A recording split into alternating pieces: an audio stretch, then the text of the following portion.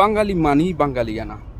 পৃথিবীর যে কোনো প্রান্তেই বাঙালিরা বসবাস করুক না কেন, বাংলার সংস্কৃতি তারা ওখানে ধারণ করতে ভালোবাসে। বলতেছিলাম সৌদি আরবের রাজধানী রিয়াদ, বাতা মার্কেট, যা বাঙালি মার্কেট নামে পরিচিত।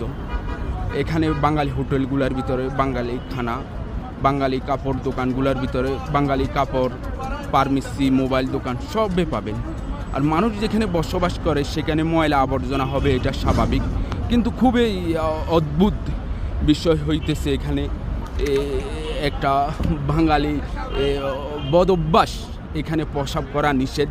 দেখেন বাংলাতে, হিন্দিতে, আরবি এবং ইংলিশ কি বাজে অবস্থা করে ফেলছে, পরিবেশটা কি নোংরা করে ফেলছে। দেখেন এক ভাই কি নোংরা করে ফেলছে, একদম সাগর বানিয়ে ফেলছে।